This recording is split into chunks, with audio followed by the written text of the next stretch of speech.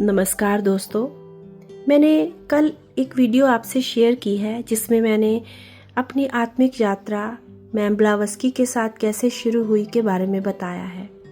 और मैंने यही एक उद्देश्य बनाया था कि माँ अवतार बाबा जी और मैम ब्लावस्की के साथ साथ माँ बगलामुखी के साथ मेरी आध्यात्मिक जर्नी कैसे आगे बढ़ी है, इस पर मैं आपको डिटेल से बताऊंगी ताकि आप भी अपने भीतर उन चेंजेस को ला सके जिनके माध्यम से आपकी ग्रोथ हो।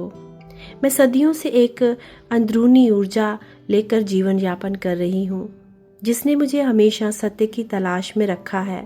बचपन से ही मुझे अज्ञात और दिव्य सत्य की ओर एक खिंचाव महसूस हुआ। अंधेरे में भी कुछ प्रकाश की उम्मीदें मन को उलझन में डाल देती थी। एकांत में बैठकर मैं अक्सर अपनी आत्मा से ही बात करती थी। उसका शून्य मुझे अपने उद्देश्य का आभास करवाता। अंतकरण का एक स्वर मुझसे कहता कि तुम अकेली नहीं हो, बस खोज करती रहो। ये भीतर की उत्कंठा तभी शांत हुई जब मैं ध्यान और साधना की ओर मुड़ गई। धीरे धीरे मुझ में एक भीतर की जागृति आई, अवेकनिंग आई। जैसे ही मैं हर सांस में स्वयं को खोज रही थी, वैसे ही आत्मा की गहराइयों से जीवन के अर्थ मुझे समझ आ रहे थे। यही समय था जब मेरी मुलाकात हेलिना ब्लावस्की से हुई थी, मेरी पास्ट लाइफ रेग्रेशन थेरेपी में। मैंने इंटरनेट फिर उनकी जीवनी पढ़ी, उनकी लिखी किताबें जानी और मुझे फील होने लगा कि उनकी यात्रा मेरे रास्तों से कितनी मिलती है। बल्कि मुझे ये लगा कि मैं ही हूँ।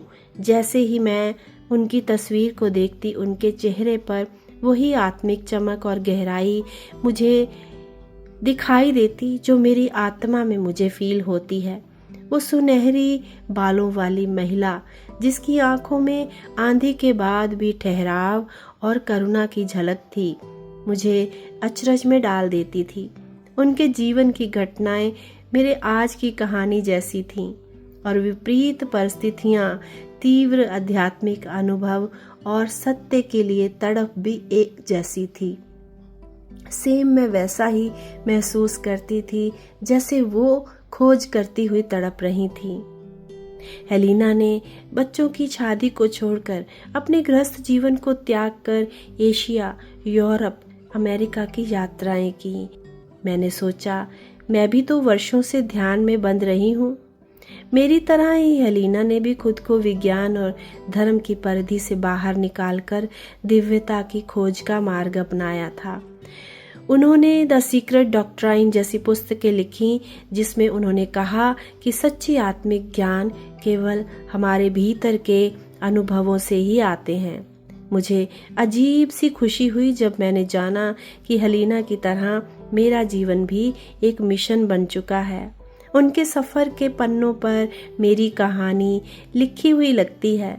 ज्ञान की प्यास, आत्मविश्वास और सत्य के लिए बलिदान की चाह, जैसे उन्हें इतिहास में कोई धर्म सत्य से बड़ा मान्यता मिली हो। मुझे भी तो अपने जीवन में यही आदेश, यही नियम महसूस होते हैं। मेरी खोज के क्रम में कई ऐसे पल आए हैं जहां मुझे लगा कि हेलिना मुझसे सीधे बात कर रही हैं। एक ध्यान सत्र में अचानक मैंने कल्पना में देखा कि वो एक सुनसान जंगल में एक पुराने धुंधले प्रकाश के साथ खड़ी हैं और मुस्कुराकर मुझे बुला रही हैं। उनकी ओर से कानों में एक कोमल ध्वनि गूंज उठी कि मानो नाद सन्नाटे की परखर में गूंज रहा हो। हेलिना ने लिखा है कि जो व्यक्ति नाद अर्थात निर्वाण ध्वनि को सुनना चाहता है उसे ध्यान की प्रकृति सीखनी होगी। और उसी रात मैंने सच में अपने हृदय में वो मौन और तरंग सुनी और मैं समझ गई कि मैं सही मार्ग पर हूँ। इसके बाद एक और रात में मैंने सपना देखा कि हेलिना एक दरबार में खड़ी होकर ज्योति से भरी हुई देवी की तरह प्रकट हुई है। उन्होंने मुझसे कहा कि तेरी आत्मा जाग चुकी है, अब तू मत डर। इस सपने ने मुझ में एक नई ऊर्जा भरी। उनकी छवि जैसे अनुभूतियों ने मुझे समझाया कि मेरा अस्तित्व उनकी शिक्षाओं से जुड़ चुका है। मुझे ऐसे लगा कि मैं हमेशा से उनकी आत्मिक प्रकृति का हिस्सा हूँ और अब वो मुझे अपने दिव्य उद्देश्य की ओर मार्गदर्शन दे रही हैं। जैसा कि मैंने उनकी रचनाएं पढ़ी, उनकी मूल शिक्षाएं मेरे अंतःकरण से पूरी तरह मिलती हैं। स्वर्णम सन्नाटा यानी कि वॉइस ऑफ द साइलेंस में उन्होंने लिखा कि मन वास्तव का महान वध करता है, यानी शिष्य वही वध कर देता है। मैंने फील किया कि मेरा भी मन बार बार वास्तविकता को भ्रम की तरह दिखाता था और मुझे उसे नियंत्रित करना सीखना था। वह दूसरी तरफ हलीना ने आत्मज्ञान के मार्ग पर बलिदान की महत्ता भी बताई है। उन्होंने लिखा कि जीना चाहते हो तो अपना जीवन त्याग दो। ये वचन मेरे अंदर गूंज उठे कि जब मैंने देखा अपने अहंकार और सांसारिक आसक्तियों को छोड़कर ही असली आध्यात्मिक जीवन मिलता है। जैसे उन्होंने बताया कि जब तक आत्मा सत्य की ओर देखने के योग्य नहीं होती तब तक भीतर की सत्ता प्राप्त हम नहीं कर सकते। इन आँखों को मोह से अंधा कर दिया हुआ है इस माया ने। मैंने जाना कि अपने व्यक्तिगत स्वार्थ को छोड़कर और कर्म योग में लगकर सचमुच हम अपने भीतर की शांति को पा सकते हैं। एक और शिक्षा उनकी ओर से मुझे ये मिली कि पूरे ब्रह्मांड में हम सब एक हैं। वास्तव में अलगाव नाम की कोई चीज़ नहीं है।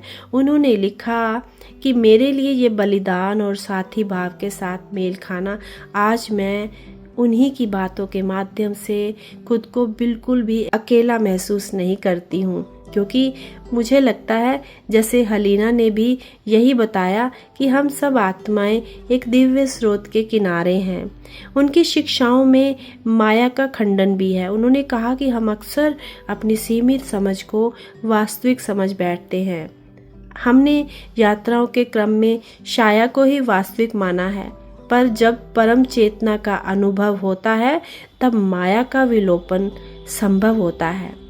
इस विचार ने मुझे अपने भ्रमों को दूर करने के लिए प्रेरित किया और अंत में हेलिना का ये उद्देश्य हमेशा मेरे साथ गूंजता है कि कोई धर्म सत्य से बड़ा नहीं है। हर धर्म और मार्ग का सार अंत सत्य की खोज में ही समाप्त होता है। यही विचारधारा मेरे व्यक्तित्व को और भी मजबूत बनाती है। सत्य ही मेरा सर्वोच्च गुरु है। इन शिक्षाओं ने मेरे अंदर जबरदस्त परिवर्तन किए। पहले मैं अंदर भीतर उलझन और अकेलेपन में भटकती थी, पर अब मेरे अंदर स्पष्टता की रोशनी है। जिस आत्मिक अंधकार में मैं थी वो धीरे धीरे मिटने लगा। जैसे वॉइस ऑफ द साइलेंस में लिखा है कि मन को वश में कर शिष्य को सहजता से जीवन की पगडंडी मिल जाती है। मुझे भी ऐसे लगता है कि हर रोज मैं एक नई बाधा को पार करके अपने रास्ते की ओर बढ़ रही हूँ। मैं अब समझ चुकी हूँ कि जो कठिनाइयाँ मेरे रास्ते में आई हैं वे मेरे आत्मिक विकास की कसौटी थी। जैसा कि हलीना ने कहा, विपत्ति को अवसर बनाना ही सच्ची कुशलता है। और अब मेरी आंखों में भय नहीं है बल्कि दृढ़ विश्वास है। मेरी आंतरिक शांति बढ़ चुकी है क्योंकि मुझे ये यकीन हो चला है कि मेरा जीवन कोई साधारण घटनाओं का सिलसिला नहीं है बल्कि एक दिव्य मिशन है। इस बदलाव के साथ मेरा समाज से भी रिश्ता बदल गया है। पहले मैं अक्सर अलग थलग फील करती थी, पर अब मुझे लगता है कि सभी मानवता मेरे परिवार की तरह है। हेलिना की शिक्षा ने सिखाया कि हम सभी का दर्द और सुख आपस में जुड़ा हुआ है। इसी एहसास ने मेरे अंदर करुणा और प्रेम को जन्म दिया। अब मैं अपने आसपास के लोगों की हेल्प करके प्रेम बांटती हूँ, जैसे हेलिना ने अपने आंदोलनों से सबके लिए प्रेम बांटा। आज मैं एक नए लक्ष्य के साथ जिंदा हूँ, अपने भीतर के दिव्य प्रवाह को स्वीकार करके उसे संसार के लिए पॉजिटिव ऊर्जा में बदल रही हूँ। मेरी आत्मा में अब एक लक्ष्य स्पष्ट है और मार्गदर्शन मेरा प्रबल है। यही हेलिना का वरदान है जिसने मुझे आत्मिक उद्देश्य की ओर बढ़ाया है। मेरी यात्रा का सबसे बड़ा संदेश यही है कि हम सभी के भीतर एक दिव्य पुकार है।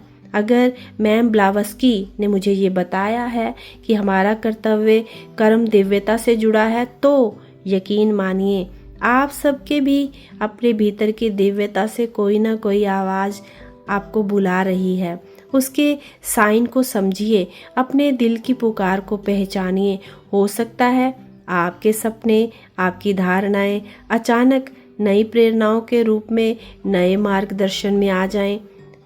माया चाहे कितनी भी स्ट्रोंग क्यों ना हो, सत्य की रोशनी एक दिन सारे भ्रमों को तोड़ देती है। मैम ब्लावस्की की कहानियाँ और शिक्षाएं यही सिखाती हैं कि आशा कभी नहीं छोड़नी चाहिए। हर कठिनाई एक नई दिशा की ओर ले जाती है। जो धीरज से कष्टों का सामना करता है वही उन्हें पार करके एक नया अवसर खोजता है। ये सोच सबको एक नया सिंबल देती है कि हर रात के बाद सवेरा आएगा, हर अंधेरे के पीछे एक प्रकाश छिपा है। मेरे इस अनुभव को मैं आप सबसे इसलिए बांट रही हूँ ताकि आप भी अपने अंदर झांककर अपने उद्देश्यों को पा सकें। मेरी तरह मैम ब्लावस्की शायद आपकी आत्मा का मार्गदर्शन कर सके।